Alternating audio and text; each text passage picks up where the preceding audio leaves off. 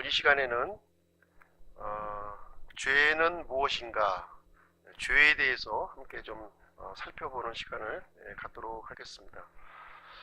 지난주에 우리가 전했던 내용은 예수 그리스도의 죄 없으심에 대해서 우리가 살펴보았습니다. 예수님은 평생토록 죄를 짓지 않으셨고요. 죄를 알지도 못하셨고 죄의 본성 자체가 없으신 분이다 하는 사실을 말씀을 드렸습니다. 예수님은 우리와 다른 분이시죠. 똑같은 우리 사람의 몸을 입으셨지만 우리와 다른 신분의 존재이십니다. 그러나 우리는 우리 사람들은 머리끝부터 발끝까지 죄가 있는 존재라고 하는 거예요. 그래도 우리 나 자신을 이렇게 돌이켜 볼 때 그래도 좀 봐줄 만한 존재가 아닌가, 그래도 뭔가 좀 장점도 있지 않은가 이렇게 좀 생각을 해볼 수가 있는데요. 우리가 하나님 앞에 섰을 때에는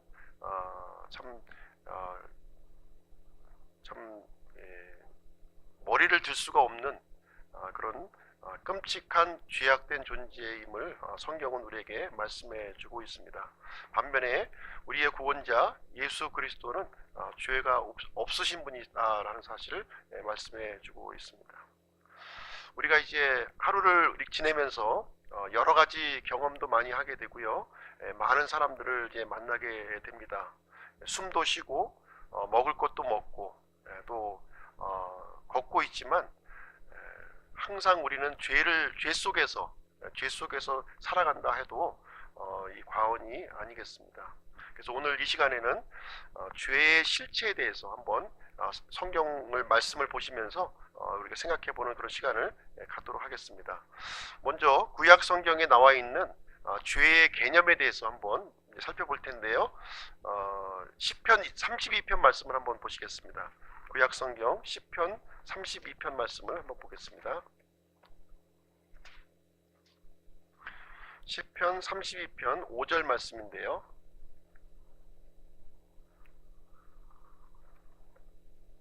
시편 32편 5절 같이 한번 읽으실게요. 시작.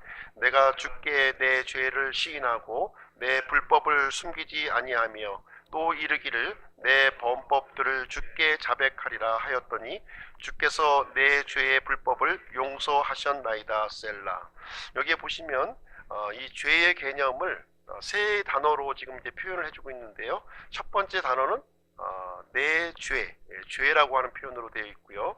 두 번째는 불법이라고 하는 단어를 사용하고 있습니다.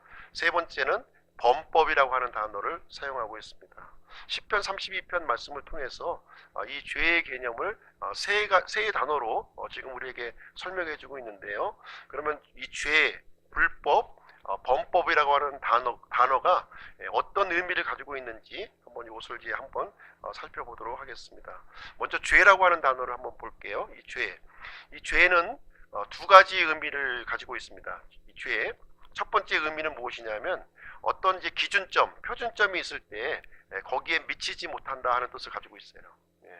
다시 말하자면 농구 선수를 우리가 선발하기 위해서 180cm의 신장이 필요하다. 그 기준점을 정했다는 거예요. 그러면 그 180cm 미만이 된 사람들은 농구 선수에 참여할 수가 없는 거예요. 그래서 어떤 기준점, 표준점에 미달했을 때 기준에 미달된 사람이 바로 죄인이다 하는 뜻을 여기서 갖고 있는 것입니다.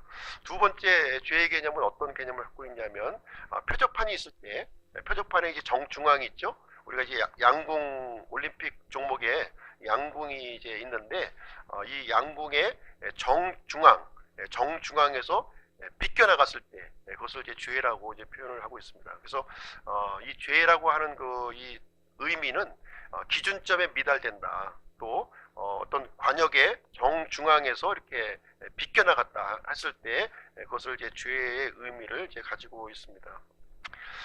우리 사사기 말씀을 한번 찾아볼게요. 사사기 20장 한번 보겠습니다. 좀 앞으로 넘기셔서요. 사사기 20장.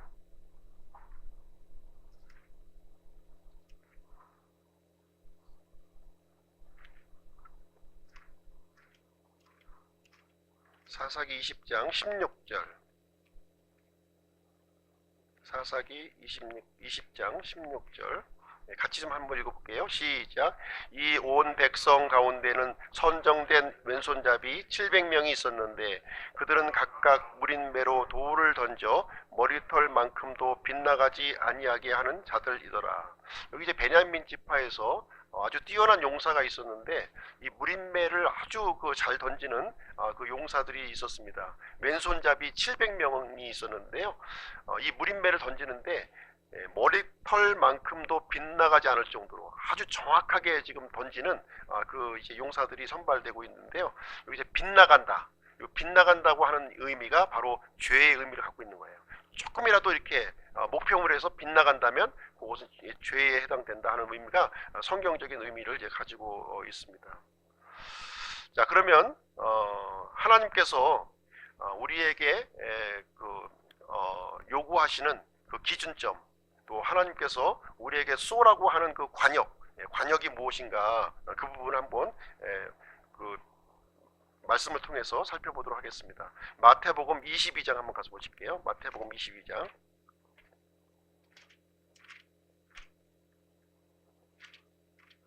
마태복음 22장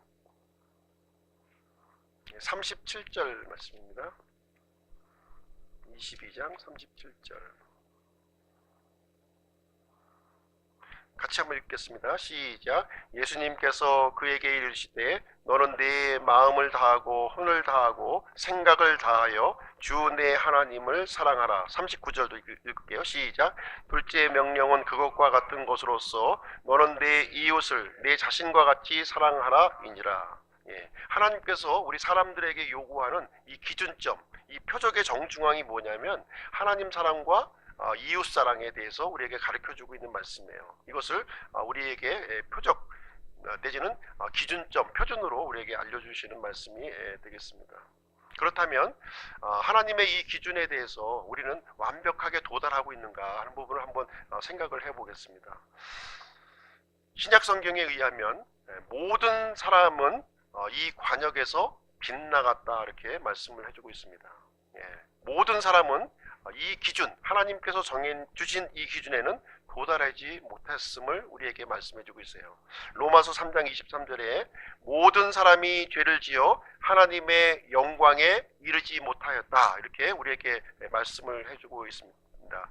단 한 사람도, 이 세상에 살고 있는 단 한 사람도 하나님의 이 영광이라고 하는 의의 기준, 이 관역에 다 미달이요 빗나간 존재다 하는 것을 우리에게 말씀해 주고 있습니다. 하나님의 영광이라고 하는 것은 하나님의 완벽하신 속성을 의미하고 있는 거예요. 하나님의 속성에 대해서 우리 지난 시간에 다 배웠죠. 하나님은 거룩하신 분이십니다. 하나님께서 거룩하신 것처럼 우리 사람들은 거룩하지 못하다는 거예요. 하나님은 의로우신 분이세요. 하나님이 의로우신 것처럼 우리 사람은 의롭지 못하다는 것을 얘기해 주고 있습니다. 하나님은 선하신 분이에요. 하나님이 선하신 것처럼 우리 사람들은 그 기준에 미치지 못한다는 것을 말씀해 주고 있습니다. 하나님은 신실하시고 친절하신데 하나님의 이 신실하심과 친절함에는 사람들이 거기에 도달하지 못하고 빗나간 존재라고 하는 사실을 성경은 우리에게 말씀해 주고 있습니다. 그래서 우리는 모두 다 하나님 앞에서 죄인이다 하는 사실을 말씀을 해주고 있습니다. 그러나 이 기준, 하나님의 영광의 기준에 도달하신 분이 계시죠? 단 한 분이 계십니다. 바로 예수 그리스도십니다. 오직 예수님만이 하나님의 영광에 도달했고요. 또 이 예수 그리스도와 같이 완벽하게 하나님의 영광에 도달한 사람만이 하나님과 함께 할 수 있음을 우리에게 말씀해 주고 있습니다. 그래서 하나님께서는 예수 그리스도와 같이 의롭게 될 수 있도록 우리 사람들을 위해서 구원 계획을 이렇게 마련해 놓으셨습니다.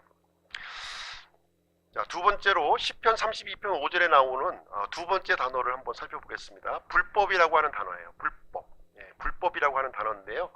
이 불법은 어떤 의미를 가지고 있냐면 비뚤어졌다는 거예요. 이게 구부러졌다 하는 뜻을 가지고 있습니다. 뭔가 꼬여있는, 똑바로 반듯하지 아니하고 삐뚤어졌다고 하는 것을 의미하고 있는 단어가 이 불법이라고 하는 단어가 되겠습니다. 하나님께서는 어떤 것을 원하실까요? 당연히 곧바른 걸 원하시죠. 곧바른 걸 원하시지만 우리 사람들은 모두 다 구부러져 있다. 하나님이 보실 때는 구부러져 있다는 거예요. 내가 볼 때는 내 자신이 똑바로 가는 것처럼 보이는데 하나님이 보실 때는 구부러졌다는 거예요. 우리 꽃게 아시죠? 꽃게. 꽃게는 자신이 똑바로 가는 줄 알아요. 똑바로. 그러나 사람들이 볼 때는 어떻게 보입니까? 옆으로 가고 있는 거죠. 옆으로. 그래서 우리 사람들은 이게 똑바로 가는 것처럼 보이고 있지만 실질적으로 하나님이 보실 때는 옆으로 가고 있다 하는 걸, 삐뚤어 가고 있다고 이렇게 말씀을 해주고 있습니다. 열차는 이제 궤도 위를 이렇게 달려가죠. 궤도를 벗어나서 이렇게 달려가게 되면 우리는 탈선했다 이렇게 얘기를 해주고 있습니다. 마찬가지로 사람들도 잘못된 길로 들어가서 탈선하고 있음을 우리 성경 말씀은 우리에게 얘기해주고 있습니다. 그래서 불법을 행한 그런 존재로 말씀을 해주고 있습니다. 로마서 3장 12절 한번 보실게요. 로마서 3장 12절. 로마서 3장 12절.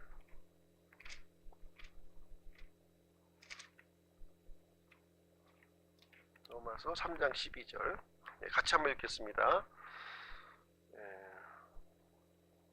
시작. 그들이 다 길에서 벗어나 함께 무익하게 되고 선을 행하는 자가 없나니 단 한 사람도 없도다. 그래서 하늘 하나님께서 사람의 모습을 이렇게 보았을 때 다 길에서 벗어나 있다고 하는 사실을 우리에게 말씀을 해주고 있습니다. 그래서 우리 사람들이 의도적으로 이렇게 잘못된 길, 자기 길을 가는 것을 지금 이제 불법이다 이렇게 말씀을 해주고 있는 것입니다.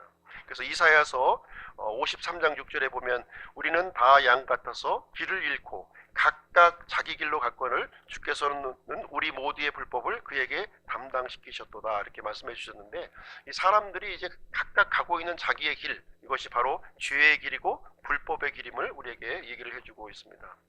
그리고 시편 32편 5절에 나오는 세 번째 단어를 한번 살펴보도록 하겠습니다. 범법이라고 하는 단어입니다. 범법, 법을 이제 범했다 이런 뜻이 되겠는데요. 이 범법이라고 하는 단어는 어떤 뜻을 가지고 있냐면 이 반역한다, 불순종한다고 하는 뜻을 가지고 있습니다. 불순종하는 태도, 어떤 권위에 대해서 내가 불순종하고 있는 태도를 갖고 있다면 그것은 범법하고 있다 이렇게 얘기를 해주고 있는 것입니다.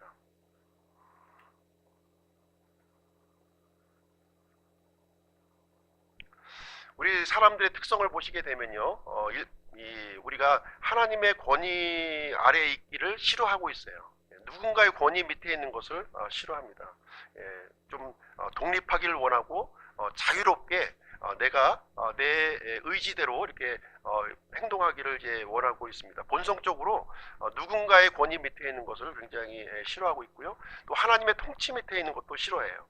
그리고 하나님의 말씀 아래 또 있는 것을 우리는 이제 거부하고 있습니다. 그래서 이런 하나님의 이런 통치, 하나님의 권위, 하나님의 말씀에 있기를 싫어하는 그런 태도, 이런 태도들이 바로 이제 범법이다 이런 단어로 우리에게 사용을 해주고 있는 것입니다. 그래서 이 범법이라고 하는 것은 우리 마음하고 좀 연관되어 있다고 보시면 될 것 같아요. 이 불법이라고 하는 단어는 우리가 좀 실질적으로 어떤 잘못된 행동을 하는 것이고요. 이 범법은 이게 실행까지는 안 하더라도 우리 마음속으로 어떤 권위와 내가 다투고 있고 이렇게 좀 대적하고 있는 상태, 그 상태를 이 범법으로 이렇게 이해하면 되겠습니다. 하나님께서는 우리 마음까지도 살펴보시는 것 보시고 있기 때문에 우리 하나님에 대해서 이게 불순종하는 마음, 또 배척하는 마음, 이런 것도 이렇게 범법이라고 하는 단어를 통해서 죄를 우리에게 설명을 해주고 있습니다.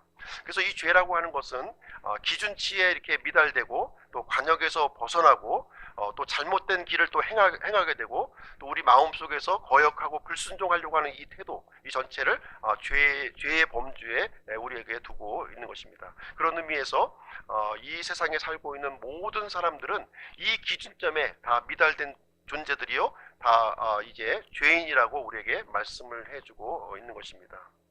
그러면 죄인에 대한 성경적인 정의를 한번 말씀드리도록 하겠습니다. 죄인에 대한 성경적인 정의.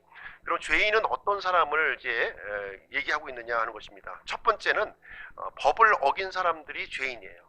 보편적인 내용이죠. 우리가 지금 우리 주변에 보면 교통법규도 있고 또 헌법도 있고 여러 가지 법들이 지금 많이 있습니다. 그 법을 어긴 사람이 죄인이다 이렇게 얘기를 해주고 있습니다.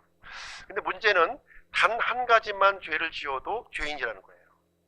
많은 죄를 지어서도 당연히 죄인이지만 단 한 가지를 죄를 지어도 이제 죄인이다는 사실을 우리에게 말씀을 해주고 있습니다. 예를 들어서 한번 말씀드려 볼게요. 이 법이라고 하는 것은 완벽한 것을 요구한다는 거예요. 완벽한 걸 요구합니다. 우리가 이제 이 대한민국에 있는 이런 법률이라든가 조례를 살펴보더라도 이 자체가 완벽함을 요구하고 있어요. 실질적으로 그 운영하는 부분에 있어서는 조금 이제 융통성 있게 잘못 운영되는 경우가 있지만 법의 정신, 그 근본적인 정신은 이 퍼펙트, 완전한 것을 요구하고 있다는 것입니다. 마찬가지로 하나님께서도 이 법에 대한 개념은 완벽함을 우리에게 요구를 해주고 있습니다.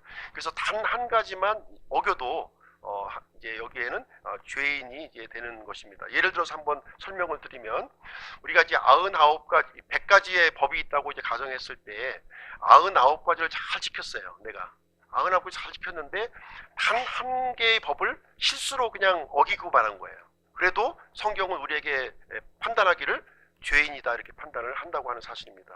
예를 들어 설명을 해보면 고무줄이 있습니다. 고무줄 벨트가 있었을 때 이 벨트에 한 군데만 끊어져도 이 벨트는 사용할 수가 없다는 거예요. 물론 두 군데 세 군데가 끊어져도 사용할 수가 없겠지만 단 한 군데가 끊어져도 사용할 수 없는 상태가 된다는 것입니다. 어떤 사람이 절벽에서 밧줄에 매달려 있었어요. 밧줄에 매달려 있는데 한 군데만 끊어져도 이 사람은 떨어진다는 겁니다. 물론 두 군데 세 군데가 끊어져도 떨어지겠지만 한 군데만 떨어져도 끊어진다고 하는 사실을 우리에게 말씀해 주고 있습니다. 군사 분계선이 있어요. 우리가 이제 48선 군사 분계선이 이제 얼마 전에 TV를 통해서 보았는데 이 군사 분계선을 한 발자국만 넘겨도 우리는 위법을 했다는 거예요. 1km를 넘어가도 위법한 거예요. 1cm만 넘어가도 위법한 것입니다. 그래서 이 법이라고 하는 것은 단 한 가지만 어겨도 그것은 죄인이라고 우리에게 판시를 해주고 있다고 하는 사실입니다. 우리 성경 야고보서 2장을 한번 가서 보시겠습니다. 야고보서 2장. 야고보서 2장.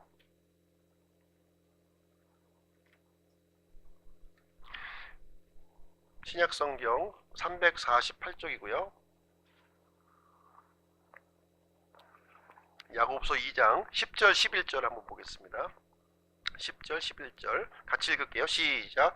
누구든지 온 율법을 지키다가 한 조목이라도 어기면 모든 것에서 유죄가 되나니 간음하지 말라 하신 분께서 또한 살인하지 말라 하셨은즉 이제 내가 비록 간음하지 아니하여도 살인하면 율법을 범한 자가 되느니라. 그래서 여기 보시면 누구든지 온 율법을 지키다가 단 한 가지를 딱 어기게 되면 그 한 가지 때문에 지금 유죄가 된다 이렇게 성경은 우리에게 말씀을 해주고 있습니다. 그래서 법을 어겼다면 법을 어긴 것이 바로 어긴 사람이 죄인이다 하는 것이 이제 말씀을 해드렸고요. 두 번째는 의롭지 않은 모든 것이 바로 죄입니다. 의롭지 않은 것이 죄예요. 의롭지 않은 것이 단 하나라도 있다면 그 사람은 죄인이다 하는 것을 우리에게 말씀해 주고 있습니다. 조금 뒤로 넘기셔서요. 요한일서 5장을 한번 보겠습니다. 요한일서 5장. 요한일서 5장 17절 말씀 보실게요. 요한일서 5장 17절.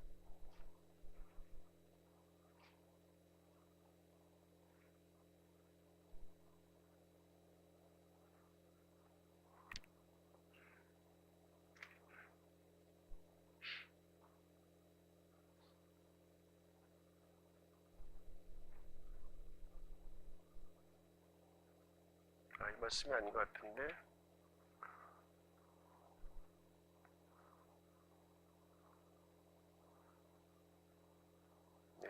넘어가시고요. 하나님께서는 이제 정해놓으신 이제 의의 기준, 이제 의의 표준을 우리에게 두고 계시는데 여기에 미달하면은 모두 죄인이다 하는 사실을 우리에게 말씀을 해주고 있습니다. 그래서 이 세상에는 하나님께서 정해놓으신 이 기준, 표준에는 다 미달된 존재임을 우리에게 말씀해주고 있습니다. 세 번째로, 죄인은 선을 행하지 않는 사람들이 죄인이에요. 선을 행하지 않는 사람들이 죄인이다. 물론 우리가 잘못하는 사람이 바로 죄인입니다. 그럼에도 불구하고 우리 성경에서는 선을 행하지 않는 것, 그것도 죄인이다, 이렇게 우리에게 말씀을 해주고 있습니다. 야고보서 4장 17절 한번 볼게요. 야고보서 4장 17절 좀 앞으로 넘기셨어요. 야고보서 4장 17절 4장 17절 같이 한번 읽겠습니다. 시작. 그러므로 선을 행할 줄 알고도 행하지 아니하는 자에게는 곧 그에게는 그것이 죄가 되느니라. 우리가 죄를 짓고 잘못하는 것도 죄지만 선을 행할 줄 알고도 행하지 않는다면 그것이 죄라고 우리에게 말씀하고 있습니다. 우리가 두 가지 종류의 죄를 우리가 좀 생각해 볼 수 있는데요. 한 가지는 고의적으로 짓는 죄예요. 우리가 나쁜 짓인 줄 뻔히 알면서 잘못을 행하는 것을 고의적인 죄라고 그럽니다. 그런데 또 한 가지 죄가 있는데 어떤 죄냐면 간과의 죄라는 거예요. 간과의 죄. 이것은 무슨 얘기냐면 내가 옳다고 생각하는 것을 행하지 않는 거예요. 옳다고 생각하는 것을 행하지 않는 것입니다. 예를 들면 이런 거예요. 이 사무엘이 이제 제가 한번 읽어드리겠습니다. 나로 말하건대 너희를 위하여 기도하기를 쉼으로 내가 결단코 주께 죄를 짓지 아니하고, 이렇게 얘기를 하고 있습니다. 사무엘은 기도하지 않는 죄를 범하지 않겠다, 이렇게 말씀하고 있는 거예요. 무슨 얘기냐면 기도하는 것이 당연히 선한 일이죠. 선한 일인데 선한 일인 줄 뻔히 알면서 행하지 않는 것, 그것을 성경은 또 죄라고 우리에게 말씀을 해주고 있는 것입니다. 그래서 잘못된 것, 이 거짓말하는 것은 우리가 잘못된 거죠. 도둑질하는 거 잘못된 겁니다. 다른 사람들을 험담하는 것은 잘못된 거예요. 잘못된 것을 내가 뻔히 알고서 잘못된 일을 행하는 것은 그것은 당연히 고의적인 죄에 해당이 되는 것이고요. 우리가 마땅히 해야 될 일이 있습니다. 우리가 기도해야 되고 또 다른 사람들을 사랑해야 되고 다른 사람들을 또 세워야 되는 일을 알고 있어요. 그럼에도 불구하고 만약에 그 일을 행하지 아니하였다면 성경은 간과의 죄를 지었다, 이렇게 말씀을 해주고 있는 것입니다. 세 번째로 죄의 심각성에 대해서 한번 말씀을 드리도록 하겠습니다. 죄는 성경 기록을 통해서 이 심각한 것을 우리에게 말씀을 해주고 있습니다. 그러나 우리 사람들은 죄에 대해서 좀 가볍게 취급하려는 경향이 우리 안에 있다고 하는 거예요. 이 죄를 지으면서도 때로는 우리가 거짓말도 하고요, 때로는 다른 사람을 속이는 일을 하면서도 이것을 또 대수롭지 않게 모든 사람들이 다 하는 것처럼 자신을 합리화하는 경우가 굉장히 많이 있다고 하는 사실입니다. 명백한 죄를 범했음에도 불구하고 이것은 실수야, 이것은 오류야, 이런 정도로 넘어가는 경우가 많이 있습니다. 우리가 호수에 이제 돌을 던지게 되면 파문이 일어나죠. 이렇게요. 우리가 파문이 일어납니다. 그때 우리는 호수에 돌이 던져졌구나 하는 사실을 우리는 이제 인지를 하게 됩니다. 그러나 조금 시간이 흘러가게 되면 이 파문이 없어지고 고요한 호수가 이제 오게 돼요. 그렇게 되면 우리는 죄 문제가 해결되었구나, 이렇게 생각을 합니다. 그러나 여전히 그 호수 밑에는 이 돌이 남아있다고 하는 사실입니다. 여전히 해결되지 않은 돌이 그 안에 남아있는 거예요. 마찬가지로 우리도 마찬가지입니다. 죄를 지었을 때 우리는 양심의 가책과 이런 또 좀 잘못했다고 하는 그런 마음을 가질 수가 있습니다. 시간이 지나면 이것이 없어져요. 그렇다고 해서 내가 지었던 죄가 없어지는 것은 아니다 하는 것을 우리에게 말씀을 해주고 있습니다. 민수기서 한번 보실게요. 민수기 32장을 한번 보겠습니다. 구약성경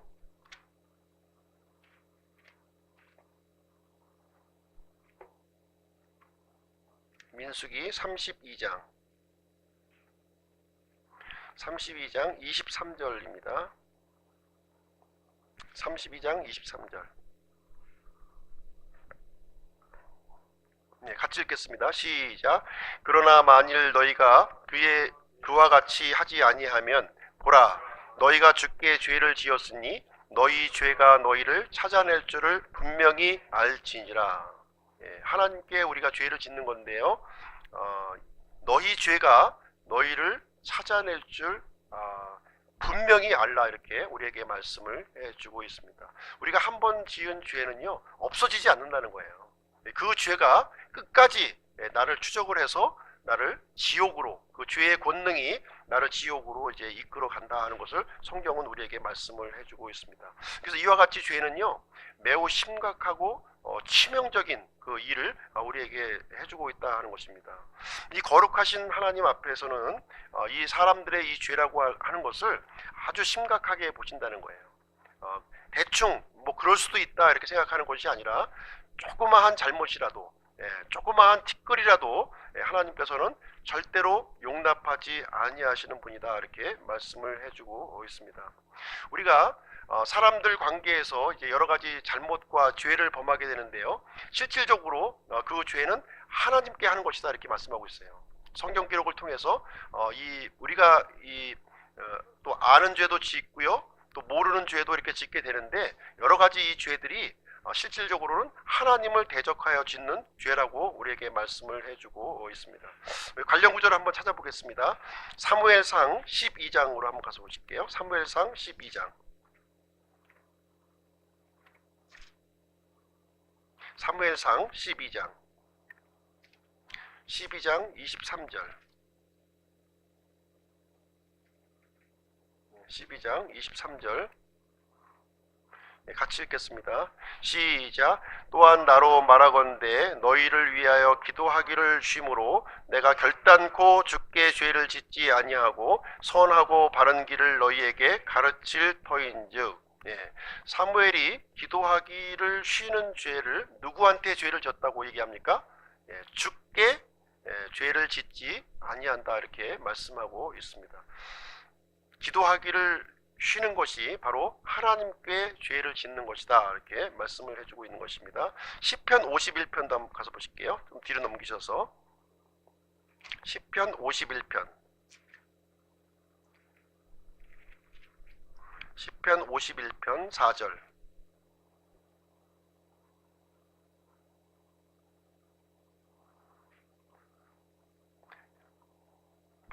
다윗이 밧세바와 간음한 뒤에 이렇게 기록한 시편입니다. 시편 51편 4절 시작. 내가 오직 주께만 죄를 짓고 주의 눈앞에서 이 악을 행하였사오니 이로써 주께서 말씀하실 때에 의롭게 되시고 판단하실 때에 깨끗하시리이다. 그래서 이 다윗은 오직 주께만 죄를 지었다. 주의 눈앞에서 이 악을 행하였다. 지금 이렇게 얘기를 해주고 있습니다. 우리가 실질적으로 사람들 앞에 아니면 내 스스로 이렇게 죄를 지은 것이 실질적으로 하나님 앞에 죄를 지었다 이렇게 말씀해주고 있습니다. 누가복음 15장도 한번 가서 보실게요. 신약성경 누가복음 15장 누가복음 15장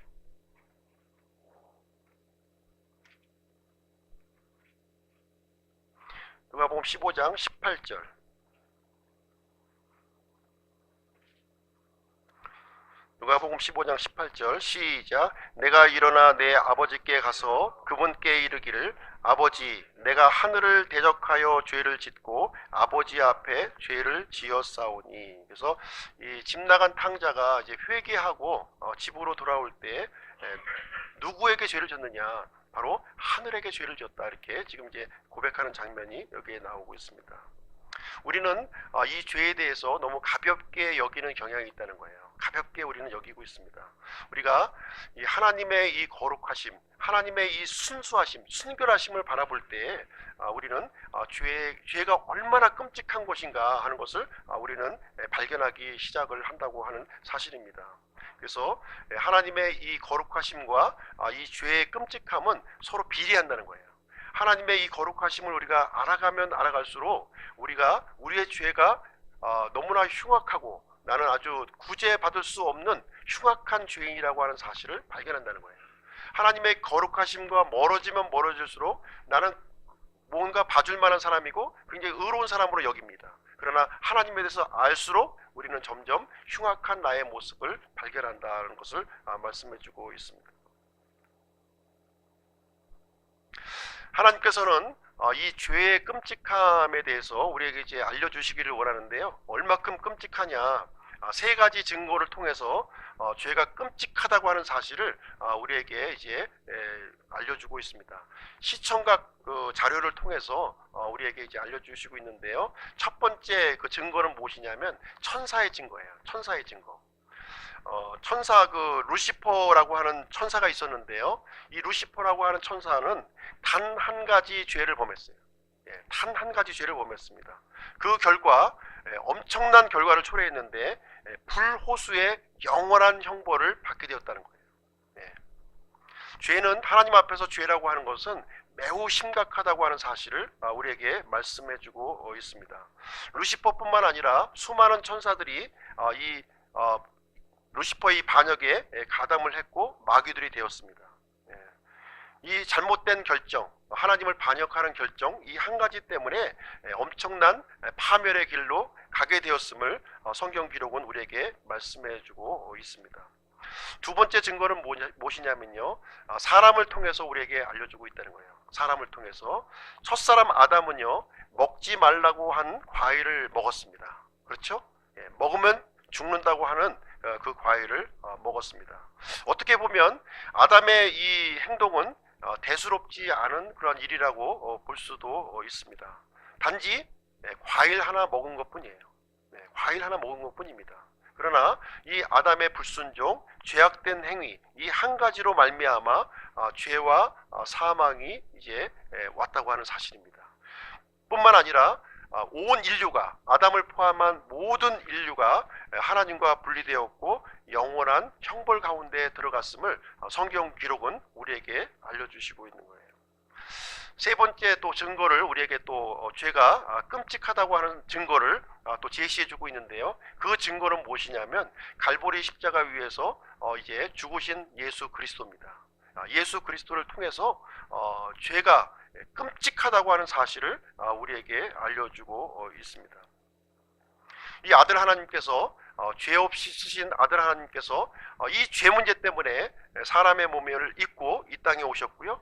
갈보리 십자가 위에서 하나님의 진노를 심판을 받고서 죽음을 당하셨다고 하는 사실입니다.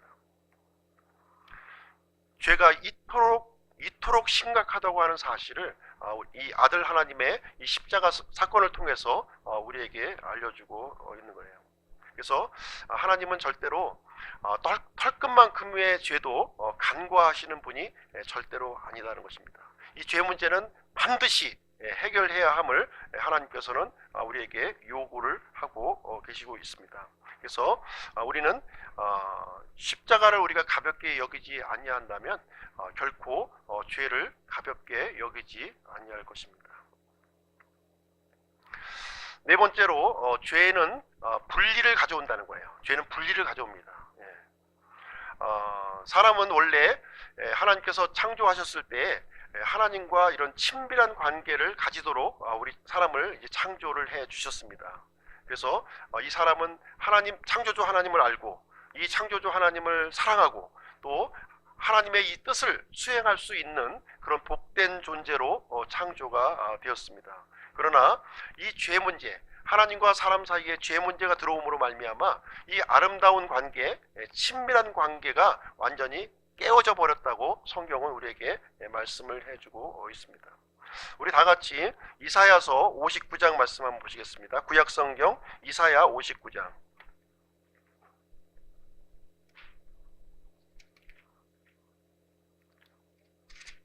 구약성경 이사야서 59장 2절 말씀 보겠습니다. 59장 2절.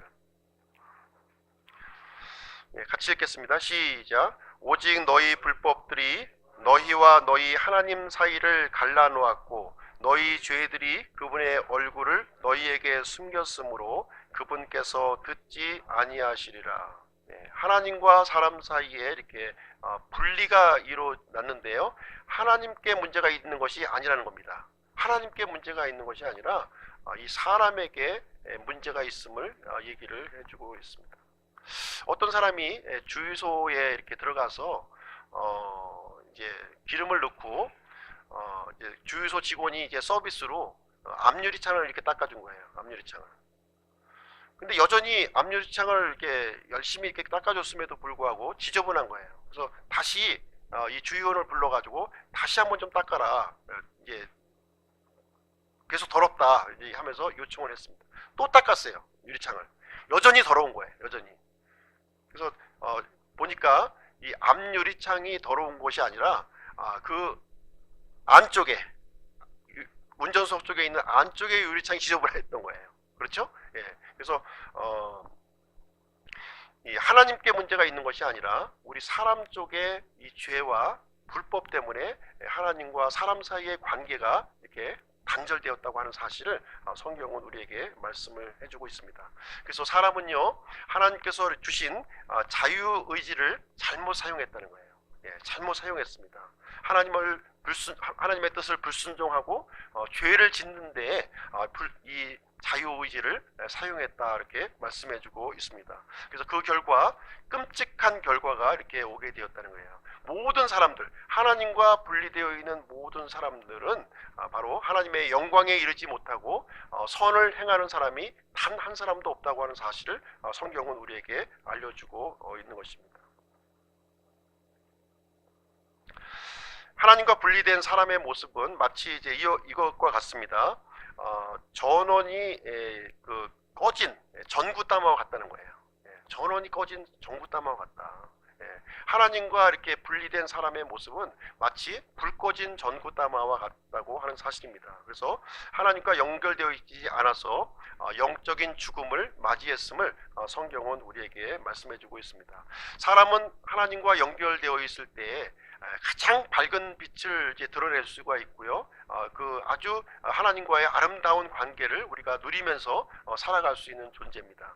지금 이와 같이 우리가 어렵고 힘들고 또 이렇게 여러 가지 예기치 않는 이런 불행한 삶을 살게 된 이유가 뭐냐면 이 영원하신 하나님, 거룩하신 하나님과 분리되었기 때문에 이런 여러 가지 슬픈 일도 생기고 원하지 않는 여러 가지 일들이 우리에게 생겨난다고 하는 사실을 우리에게 알려주고 있습니다. 그래서 에베소서 2장 1절에 보시면 이 구원받지 못한 사람들은 범법과 죄들 가운데 우리가 죽어 있다 이렇게 우리에게 말씀을 해주고 있습니다. 그래서 여기에 대한 해결책이 무엇이냐? 그러면 이 끊어진 것을 다시 보수하면 된다는 거예요. 이 하나님과의 끊어진 관계를 다시 보수하는 길만이 우리가 이제 살 수 있는 길임을 우리에게 말씀해주고 있는데요. 이 끊어진 관계를 보수해줄 수 있는 분이 바로 예수 그리스도시라는 겁니다. 예. 그래서 하나님께서 사람의 몸을 입고 오셔서 하나님과 사람 사이에 이 죄인과 영광스러운 하나님 사이에 유일한 중재자가 되어주신 분 예수 그리스도를 통해서만이 우리가 이 끊어진 관계를 다시 복원할 수 있음을 성경은 우리에게 말씀을 해주고 있습니다. 그래서 사람의 몸을 입으신 예수님께서 이 죄의 문제, 궁극적인 문제를 해결하시기 위해서 지금 십자가에서 죽음을 당하셨다 이렇게 우리에게 말씀을 해주고 있습니다. 한 말씀 좀 더 찾아보겠습니다. 요한복음 3장 36절 한번 보겠습니다. 요한복음 3장 36절.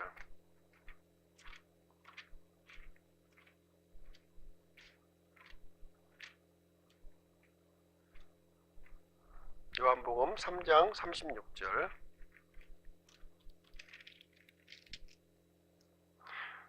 네, 같이 한번 읽겠습니다. 시작. 아들을 믿는 자에게는 영존하는 생명이 있고 아들을 믿지 않는 자는 생명을 보지 못하며 도리어 하나님의 진노가 그 위에 머물러 있느니라. 여기 보시면 아들을 믿는 자에게는 영존하는 생명이 있다 이렇게 말씀하고 있고요. 아들을 믿지 않는 자는 생명을 보지 못하며 도리어 하나님의 진노가 그 위에 머물러 있다 이렇게 말씀해 주고 있습니다. 지금 이 순간에도 이 아들 하나님을 믿고 있지 않다면 그 위에 하나님의 진노가 이렇게 머물러 있는 것입니다. 개역 성경에 보시면 아들을 믿지 않는 자를 이제 아들을 순종하지 않는 자로 이렇게 바꿔 버렸어요. 아들을 순종하지 않는 자로 이렇게 바꿔 버렸습니다. 그래서 개역 성경대로 우리가 살아간다면 평생토록 아들 하나님을 불순종할 때마다 하나님의 진노가 그 위에 머물러 있는 그 불안한 삶을 사는 거예요. 그러나 우리가 흠정역 성경에 있는 대로 우리가 본다면 아들을 믿는 자에게는 하나님의 진노가 그 위에 머물러 있지 않다는 거예요. 아들을 믿지 않는 자에게 진노가 있는 것이지 아들을 믿는 자에게는 하나님의 진노가 있는 것이 아니라 영존하는 생명을 소유하고 있음을 분명하게 우리에게 알려주고 있습니다. 그래서 아직도 하나님의 진노 아래서 이렇게 머물러 있는 사람들을 예수 그리스도께로 우리가 인도를 해야 되겠습니다. 그래서 영원한 형벌 가운데 가지 않도록 영존하는 생명을 얻을 수 있도록 이 아들 하나님을 우리가 소개하는 일을 그 일을 해야겠습니다. 믿지 않는 사람들 그 위에는 하나님의 진노가 있는 거예요. 이 말씀을 통해서 그 사실을 우리는 눈으로 보이지 않지만 이 말씀을 통해서 그 사실을 알 수가 있다는 것입니다. 그래서 그 진노 아래에서 피할 수 있는 길은 예수 그리스도를 믿는 길이에요. 그 예수 그리스도를 믿는 길로 우리 먼저 믿은 사람들이 그 안내하는 역할을 감당해야 될 것입니다.